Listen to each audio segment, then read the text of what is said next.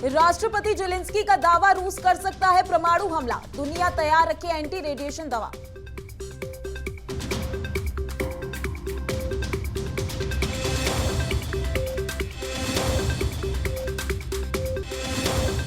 Shanghai में corona के मामलों में इजाफा, शंघाई से 7 और मरीज की हुई मौत, 2 दिन में 10 लोगों ने गंवाई जान।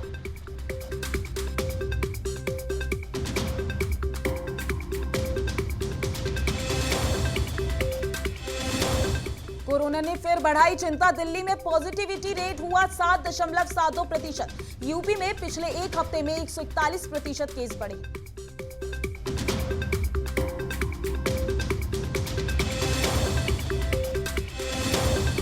देश भर में हिंसा और विवाद के बीच कांग्रेस नेता राशिद अल्वी ने की लाउड स्पीकर पर रोक लगाने की मांग। अल्वी ने कहा कि अगर झगड़े का कारण लाउड स्पीकर वो है तो बंद करें।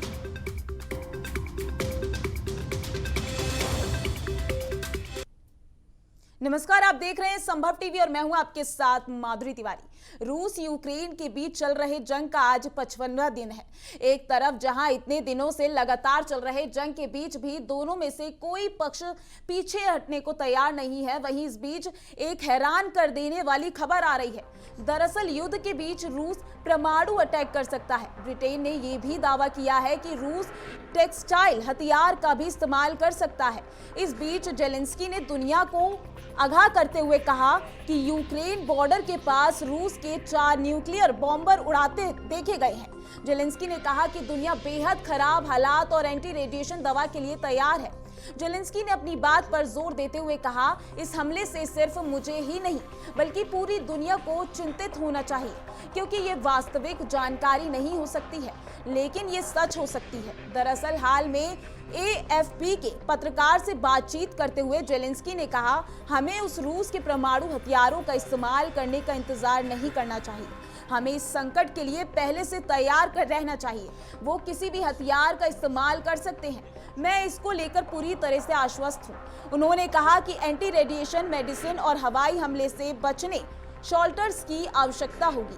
रूस और यूक्रेन के बीच जंग जारी है। रूसी सैनिक लगातार यूक्रेन के अलग अलग शहरों को निशाना बना रहे हैं। कई शहर तबाह हो चुके हैं।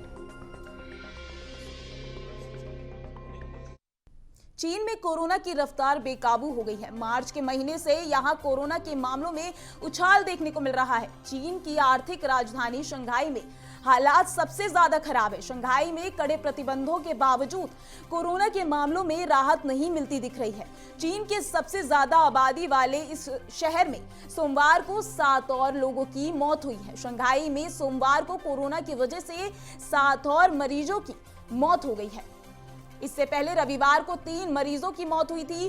कोरोना की नई लहर में रविवार को यहां पहली मौत दर्ज की गई थी। 2 दिन में कोरोना से 10 लोग जान गंवा चुके हैं।